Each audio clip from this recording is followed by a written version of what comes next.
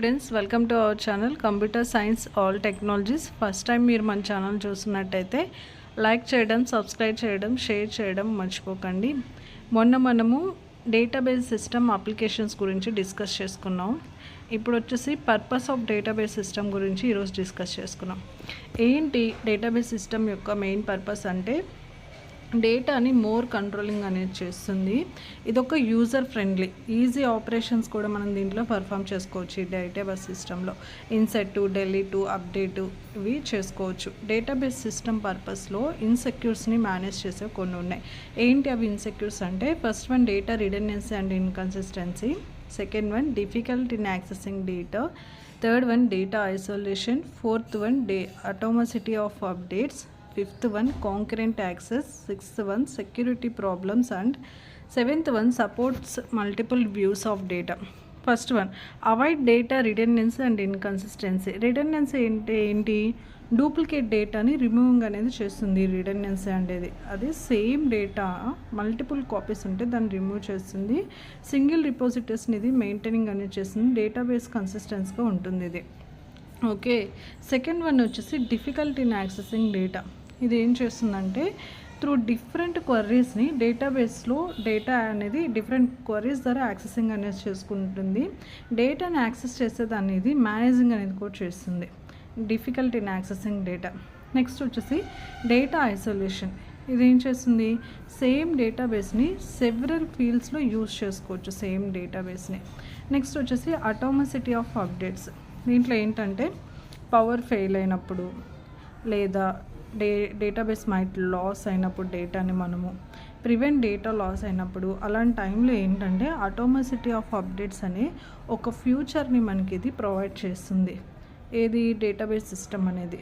Main database purpose ఏంటి, డేటాని more controlling అనేది చేస్తుంది.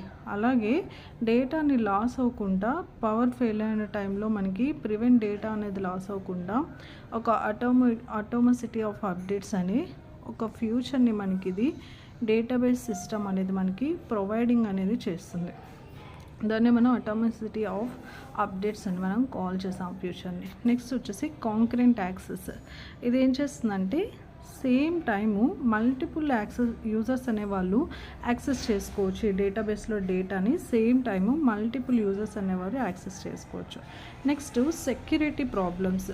దీంట్లో ఏంటంటే ఒక డేటాబేస్లో డేటాని మనం యాక్సెస్ చేసుకోవాలంటే సమ్ రిస్ట్రిక్ట్తో మనం డేటాబేస్లో డేటాని యాక్సెస్ చేసుకోవాలి. అందువల్ల ఏంటంటే వల్నరబిలిటీ అనేది మనకి ఇక్కడ అలో చేయదన్నమాట. ఈ డేటా అనేది వచ్చేసి supports multiple views of data. ఏంటంటే ఈ కంప్లీట్ డేటాబేస్ అంతా కూడా ఓన్లీ డెవలపర్స్ మాత్రమే వ్యూ చేయగలుగుతారు అండ్ డేటాబేస్ అడ్మిన్స్ కూడా వ్యూ చేయగలుగుతారు. ఎండ్ యూజర్స్ మాత్రం కంప్లీట్ డేటాబేస్ని వ్యూ చేయలేరు. ఓన్లీ డెవలపర్స్, అడ్మిన్స్ మాత్రమే దీన్ని వ్యూ చేయగలుగుతారు. ఓకే, ఈరోజు మనం డిస్కస్ చేసుకుంది పర్పస్ ఆఫ్ డేటాబేస్ సిస్టమ్. ఏంటి మెయిన్ డేటాబేస్ యొక్క పర్పస్, డేటాని కంట్రోల్ చేయడం. దీంట్లో ఉన్న ఇన్సెక్యూర్స్ ఏమేమి ఉన్నాయి మనకి, redundancy and inconsistency, difficult access, concurrent access, security problem, supports multiple views. Okay, దీంట్లో డయాగ్రామ్ చూడండి.